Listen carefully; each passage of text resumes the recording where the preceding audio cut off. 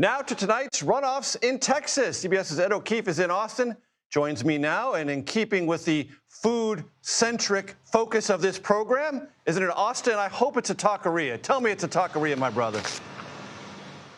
Well, it is Congress Ave. It is Austin. It is Tuesday. So we're here to taco about the Texas You're Senate so good. runoff. You're so good. You're so good. I tried. What do you got? What do you want to know? Tell me what you know about the Senate race and then the House races you are most interested in. Sure. Okay. So the big one tonight, obviously, is the Republican runoff between the incumbent Senator John Cornyn, seeking a fifth term to the U.S. Senate, unprecedented in Lone Star State history to see someone run and win that many times statewide. And he's, of course, facing the Attorney General, Ken Paxton, who has the president's endorsement. If you've been following along, like many of us students of 2026 have, you know that when the president jumps into a primary contest, his candidates usually win. It happened in Indiana, it happened in Louisiana, it happened in Kentucky. It may very well happen here tonight. Could be an early night with Paxton winning big, could be a later night. Cornyn folks think it could be. Cornyn likes to point out he's voted with the president 99.3% of the time. How much more loyal can he be to the president?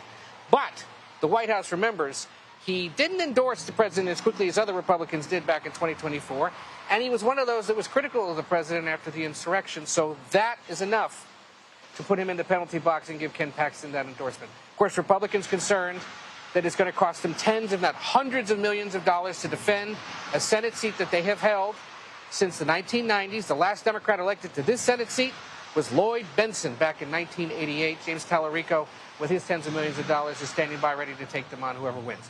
There are three big House runoffs tonight. Major, I know you're interested in. Let's do them the numeric order. The 18th district, which is now part of Houston. All these runoffs, by the way, caused in redistricted, redrawn districts by the Republicans trying to squeeze out some Democrats. So you have a member-on-member race in Houston. Christian Menifee, 38-year-old, running against 78-year-old Al Green. So a real generational fight there among Democrats. Whoever prevails tonight ultimately wins that Democratic seat. In the 33rd district up in Dallas, you have an interesting one. Incumbent Julie Johnson is facing her predecessor, Colin Allred, former NFL star, who was running for the U.S. Senate seat, remember, wants his old seat back. So you've got a bit of a gender and racial difference there. And it looks like Allred's to lose tonight. He very well may be headed back to Congress. And then in the 35th district, the newly drawn 35th district, which stretches from parts of Austin here towards San Antonio, a Democratic runoff between the housing activist and sex therapist Maureen Galindo and the Bexar County Sheriff's Deputy Johnny Garcia. Yes, that's right, a sex therapist. That's what she is. She apparently got into this race. Obviously has caused some controversy given some anti-Semitic comments she had made.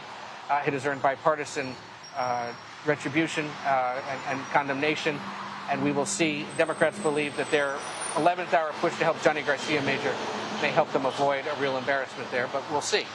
So again, could be an early night, could be late night, but there are tacos no matter what.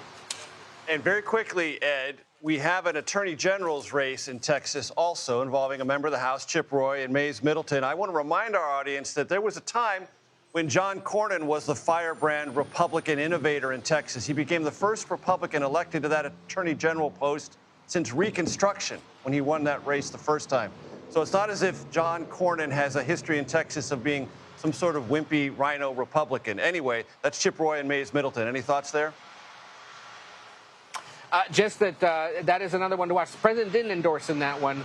But given that Chip Roy comes from the Ted Cruz wing of the Republican Party and the Texas Republican Party, let's just say there's been a movement afoot to help the other guy and try to urge the president to engage, but he did not. It'll be another close one to watch. And you're right, Cornyn, who in essence revolutionized the office. You know, now we hear about attorneys general who sue the federal government all the time.